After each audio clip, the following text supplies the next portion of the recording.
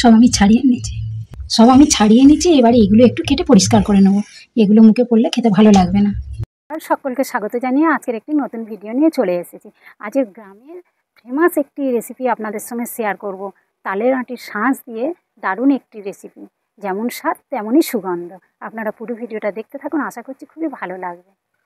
আমি এখানে তালের শাঁস নিয়ে নিয়েছি, এগুলো এবার পরিষ্কার করে নেব। এগুলো আমি সিলবাটায় খুব সুন্দর করে বেটে নেব।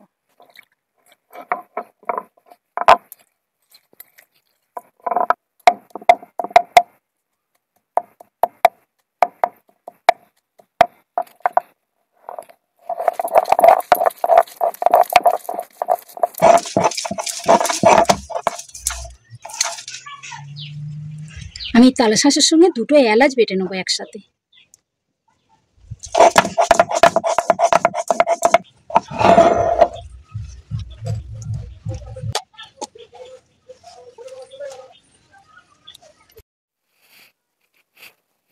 উনুনটা আমি ধরিয়ে নিয়েছি, এবার কড়া বসিয়ে দেবো।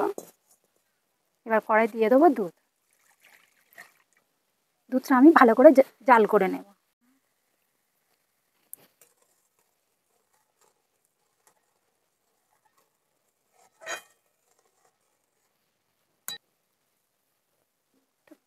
দুধ ফুটে উঠেছে, আমি এতে দিয়ে দেবো গুঁড়ো দুধ 2 চামচ।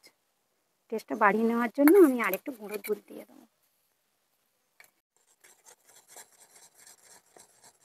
দিয়ে দেবো তালের শাঁস বাটা।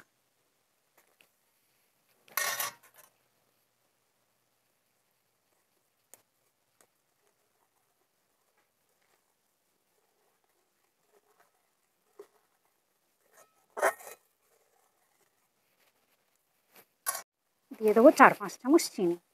শাঁসটা মিষ্টি, দুধও মিষ্টি।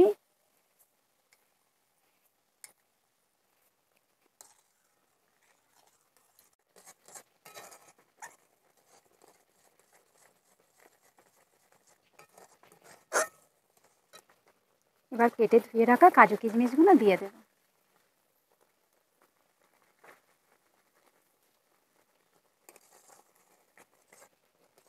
আমার হয়ে গেছে, একটু জল জল মনে হচ্ছে, এটা জুড়িয়ে গেলে একদম বসে যাবে।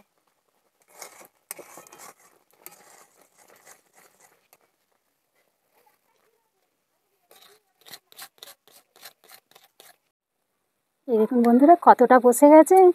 আগে কত জল জল ছিল, একদম বসে গেছে। এখনো গরম আছে, ঠান্ডা হলে আরও একদম বসে যাবে। এটা ফ্রিজে রেখেও খেতে পারেন, ওইটা খেতে খুব সুন্দর লাগে।